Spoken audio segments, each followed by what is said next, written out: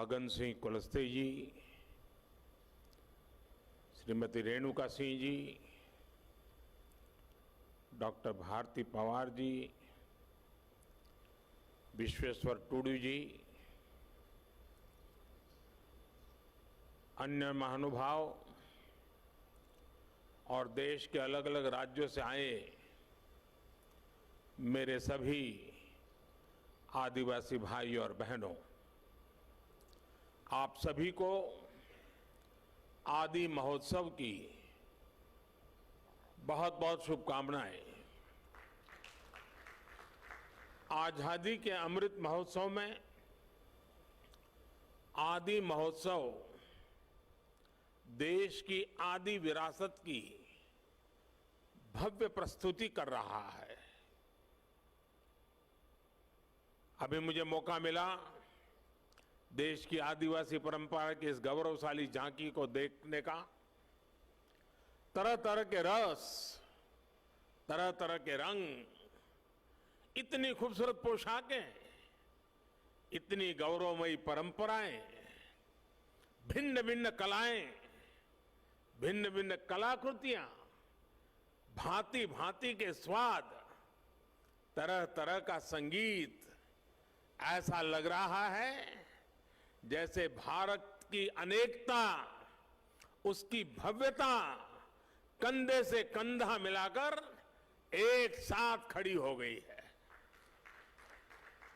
ये भारत के उस अनंत आकाश की तरह है जिसने उसकी विविधताएं इंद्रधनुष के रंगों की तरह उभर करके सामने आ जाती है।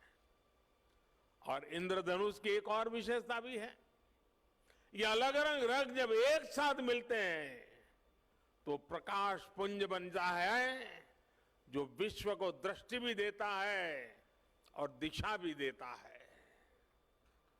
ये अनंत विविधताएं जब एक भारत श्रेष्ठ भारत के सूत्र में पिरोती हैं, तब भारत का भव्य स्वरूप दुनिया के सामने आता है।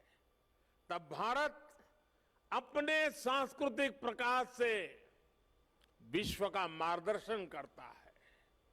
ये आदि महोत्सव विविधता में एकता, हमारे उस सामर्थ्य को नई ऊंचाई दे रहा है। ये विकास और विरासत, विकास और विरासत के विचार को और अधिक जीवंत बना रहा है। मैं अपने आदिवासी भाई बहनों को और आदिवासी हितों के लिए काम करने वाली संस्थाओं को इस आयोजन के लिए बधाई देता हूं। साथियों, 21वीं सदी का भारत सबका साथ सबका विकास के मंत्र पर चल रहा है। जिससे पहले दूर सुदूर समझा जाता था, अब सरकार दिल्ली से चलकर उसके पास जाती है।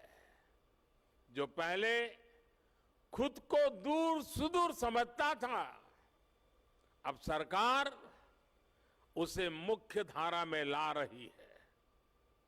बीते 8-9 वर्षों में आदिवासी समाज से जुड़े आदि महोत्सव जैसे कार्यक्रम देश के लिए एक अभियान बन गए हैं।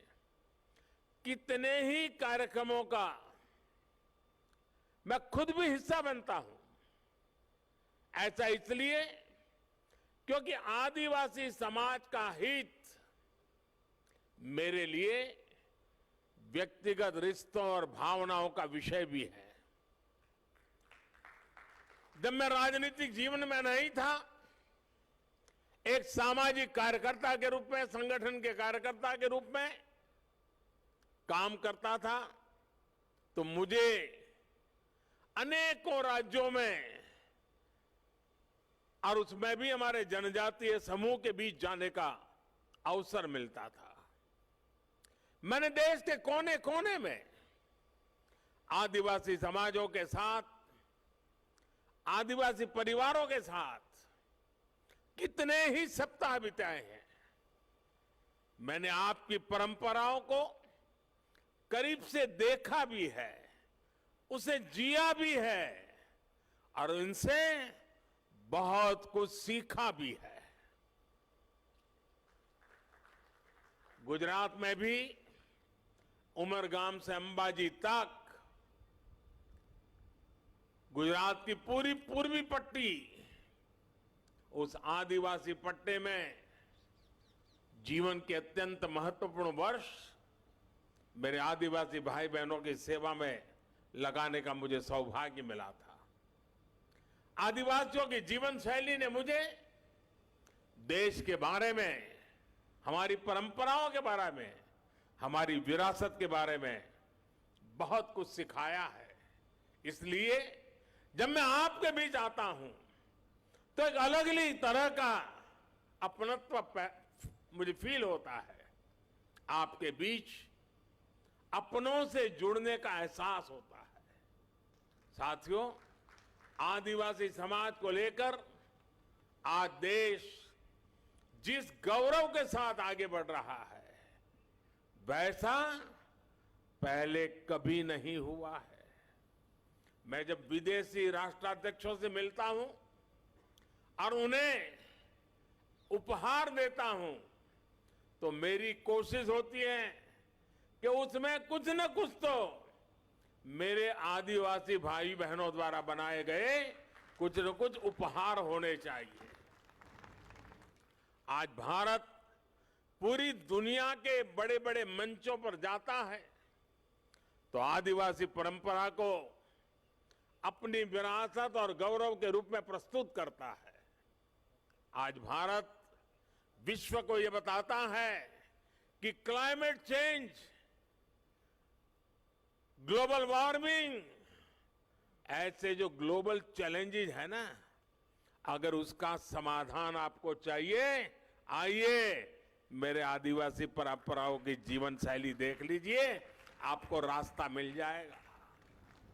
आज जब सस्टेनेबल डेवलपमेंट की बात होती है तो हम गर्व से कह सकते हैं कि दुनिया को हमारे आदिवासी समाज से बहुत कुछ सीखने की जरूरत है। हम कैसे पेड़ों से, जंगलों से, नदियों से, पहाड़ों से हमारी पीढ़ियों का रिश्ता जोड़ सकते हैं।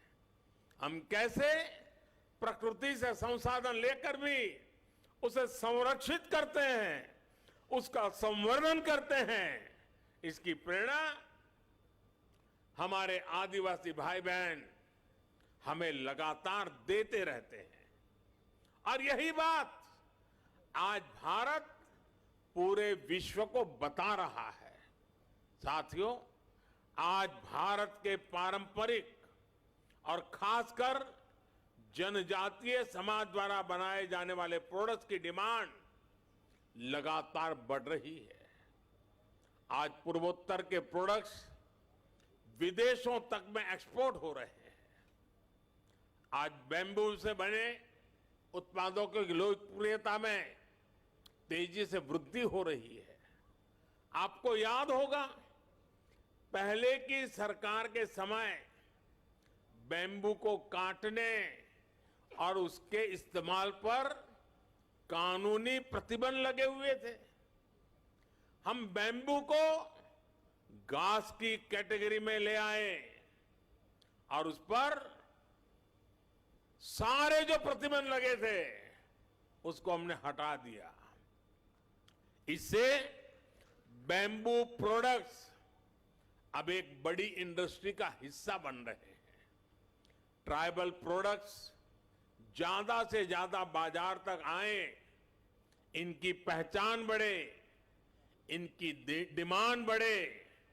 सरकार इस दिशा में लगातार काम कर रही है। वन धन मिशन का उदाहरण हमारे सामने है। देश के अलग अलग राज्यों में 3000 से ज्यादा वन धन विकास केंद्र स्थापित किए गए हैं। 2014 से पहले ऐसे बहुत कम लघु वन उत्पाद होते थे जो एमएसपी के दायरे में आते थे। अब ये संख्या बढ़कर 7 गुना हो गई है। अब ऐसे करीब 90 लघु वन उत्पाद है जिन पर सरकार मिनिमम सपोर्ट प्राइस एमएसपी दे रही है। 50,000 से ज्यादा वनधन स्वयं सहायता समूह के जरिए लाखों जनजातीय लोगों को इसका लाभ हो रहा है। देश में जो स्वयं सहायता समूहों का एक बड़ा नेटवर्क तैयार हो रहा है, उसका भी फायदा आदिवासी समाज को हुआ है। 80 लाख से ज्यादा स्वयं सहायता समूह, सेल्फ हेल्प ग्रुप्स इस समय अलग अलग राज्यों में काम कर रहे हैं। इन समूहों में 1.25 करोड़ से ज्यादा ट्राइबल मेंबर्स हैं, उसमें भी हमारी माताएं बहनें हैं। इसका भी बड़ा लाभ आदिवासी महिलाओं को मिल रहा है। भाइयों और बहनों, आज सरकार का जोर जनजातीय आर्ट्स को प्रमोट करने, जनजातीय युवाओं के स्किल को बढ़ाने पर भी है। इस बार के बजट में पारंपरिक कारीगरों के लिए पीएम विश्वकर्मा योजना शुरू करने की घोषणा भी की गई है। पीएम विश्वकर्मा के तहत आपको आर्थिक सहायता दी जाएगी, स्किल ट्रेनिंग दी जाएगी, अपने प्रोडक्ट की मार्केटिंग के लिए सपोर्ट किया जाएगा। इसका बहुत बड़ा लाभ हमारी युवा पीढ़ी को होने वाला है। और साथियों, ये प्रयास केवल कुछ एक क्षेत्रों तक सीमित नहीं है। हमारे देश में सैकड़ों आदिवासी समुदाय हैं। उनकी कितनी ही परंपराएं और हुनर ऐसे हैं जिनमें असीम संभावनाएं छिपी है। इसलिए देश में नए जनजातीय शोध संस्थान भी खोले जा रहे हैं। इन प्रयासों से ट्राइबल युवाओं के लिए अपने ही क्षेत्रों में नए अवसर बन रहे हैं। साथियों, जब मैं 20 साल पहले गुजरात का मुख्यमंत्री बना था, तो मैंने वहां एक बात नोट की थी। वहां आदिवासी बेल्ट में जो भी स्कूल थे, इतना बड़ा आदिवासी समुदाय था, लेकिन पिछली सरकारों को आदिवासी क्षेत्रों में साइंस स्ट्रीम की स्कूलें बनाने में प्राथमिकता नहीं थी। अब सोचिए, जब आदिवासी बच्चा साइंस ही नहीं पढ़ेगा तो डॉक्टर इंजीनियर कैसे बनता? इस चुनौती का समाधान हमने उस पूरे बेल्ट में आदिवासी क्षेत्र के स्कूलों में साइंस की पढ़ाई का इंतजाम करके किया। आदिवासी बच्चे देश के किसी भी कोने में हो, उनकी शिक्षा, उनका भविष्य, ये मेरी प्राथमिकता है। आज देश में एकलव्य मॉडल आदिवासी विद्यालयों की संख्या में 5 गुना की वृद्धि हुई है। 2004 से 2014 के बीच 10 वर्षों में केवल 90 एकलव्य आदिवासी स्कूल खुले थे, लेकिन 2014 से 2022 तक इन 8 वर्षों में 500 से ज्यादा एकलव्य स्कूल स्वीकृत हुए हैं। वर्तमान में इनमें 400 से ज्यादा स्कूलों में पढ़ाई शुरू भी हो चुकी है। 1 लाख से ज्यादा जनजातीय छात्र छात्राएं इन नए स्कूलों में पढ़ाई भी करने लगे हैं। इस साल के बजट में ऐसे स्कूलों में करीब 40,000 से भी ज्यादा शिक्षकों और कर्मचारियों को भर्ती की भी घोषणा की गई है। अनुसूचित जनजाति के युवाओं को मिलने वाली स्कॉलरशिप में भी 2 गुने से ज्यादा की बढ़ोतरी की गई है। इसका लाभ 30 लाख विद्यार्थियों को मिल रहा है। साथियों, आदिवासी युवाओं को भाषा की बाधा के कारण बहुत दिक्कत का सामना करना पड़ता था, लेकिन नई राष्ट्रीय शिक्षा नीति में मातृभाषा में पढ़ाई के विकल्प को भी खोल दिए गए हैं। अब हमारे आदिवासी बच्चे, आदिवासी युवा अपनी भाषा में पढ़ सकेंगे, आगे बढ़ सकेंगे। साथियों, देश जब आखिरी पायदान पर खड़े व्यक्ति को अपनी प्राथमिकता देता है तो प्रगति के रास्ते अपने आप खुल जाते हैं। हमारी सरकार वंचितों को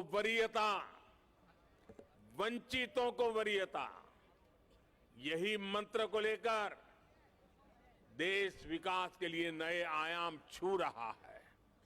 सरकार जिन आकांक्षी जिला, आकांक्षी ब्लॉक को विकसित करने का अभियान चला रही है, उसमें ज्यादातर आदिवासी बाहुल्य इलाके हैं। इस साल के बजट में अनुसूचित जनजातियों के लिए दिया जाने वाला बजट भी 2014 की तुलना में 5 गुना बढ़ा दिया गया है। आदिवासी क्षेत्रों में बेहतर आधुनिक इंफ्रास्ट्रक्चर बनाया जा रहा है। आधुनिक कनेक्टिविटी बढ़ने से पर्यटन और आय के अवसर भी बढ़ रहे हैं।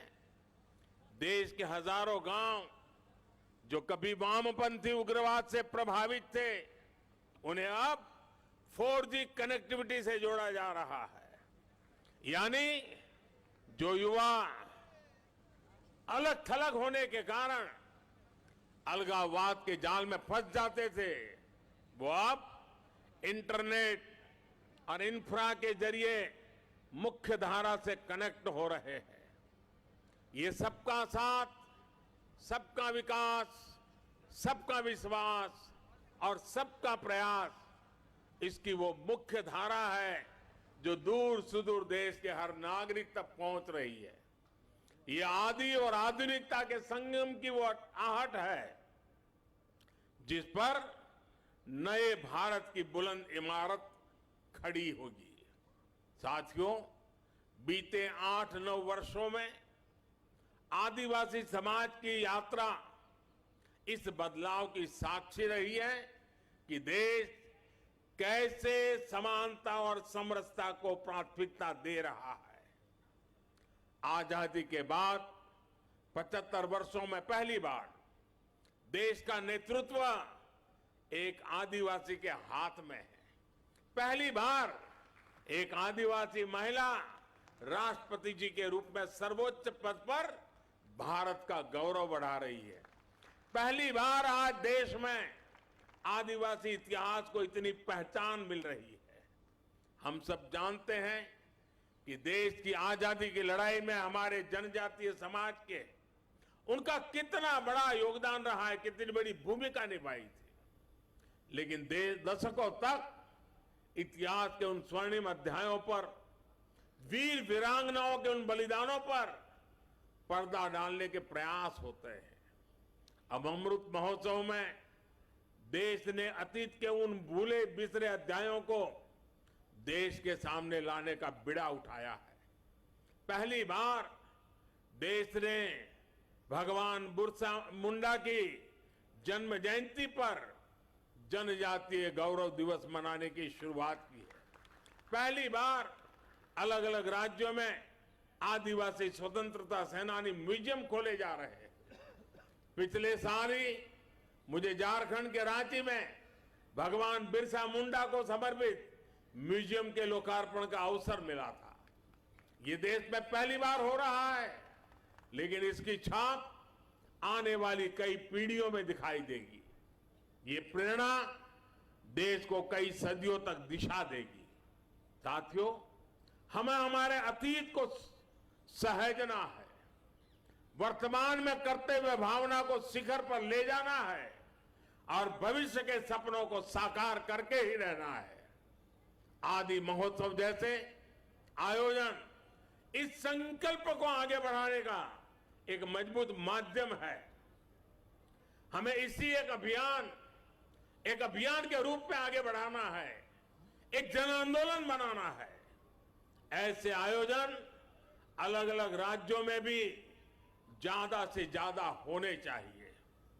साथियों, इस वर्ष पूरा विश्व भारत की पहल पर इंटरनेशनल मिलेट ईयर भी मना रहा है।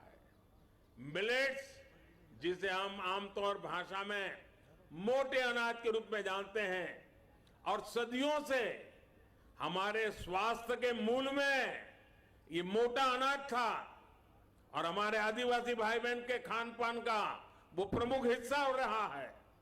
अब भारत ने ये मोटा अनाज, जो एक प्रकार से सुपर फूड है, इस सुपर फूड को श्री अन्न की पहचान दी है। जैसे श्री अन्न बाजरा, श्री अन्न ज्वार, श्री अन्न रागी, ऐसे कितने ही नाम हैं। यहां के महोत्सव के फूड स्टॉल पर भी हमें श्री अन्न का स्वाद और सुगंध देखने को मिल रही है।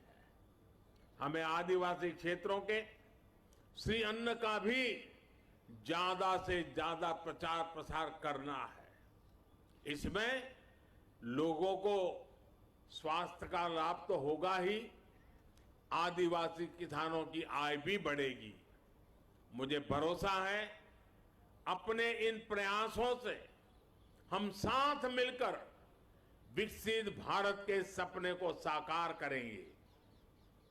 और जब मैं आज मंत्रालय ने दिल्ली में इतना बड़ा आयोजन किया है, देश भर के हमारे आदिवासी भाई बहन अनेक विविधतापूर्ण चीजें बना करके यहां लाए हैं।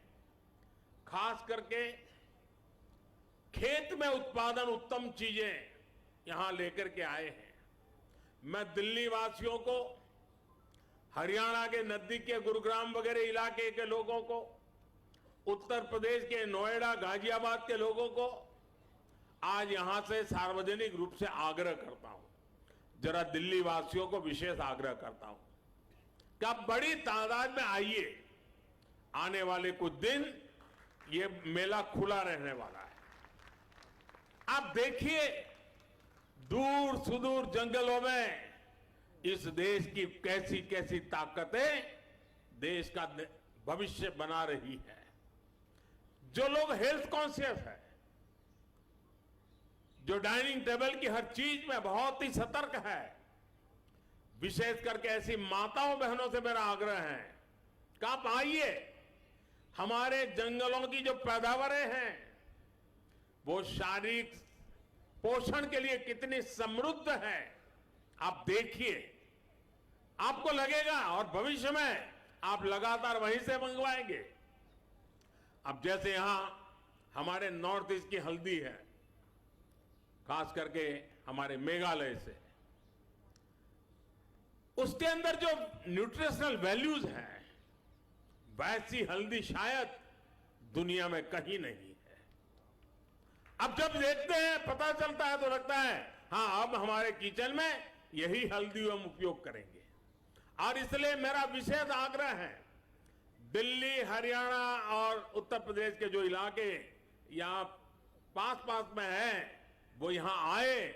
और मैं तो चाहूंगा दिल्ली दम दिखाएं कि मेरे आदिवासी भाई बहन जो चीजें लेके आए हैं, एक भी चीज उनको वापस ले जाने का मौका नहीं मिलना चाहिए। सारे के सारे यहां बिक्री हो जानी चाहिए। उनको एक नया उत्साह मिलेगा, हमें एक संतोष मिलेगा।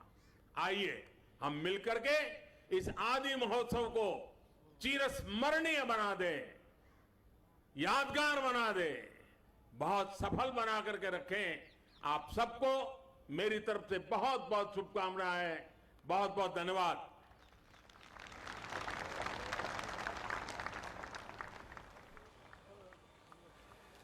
देवियों सज्जनों, आइए हम सब अपने अपने स्थान पर खड़े होकर करतल ध्वनि से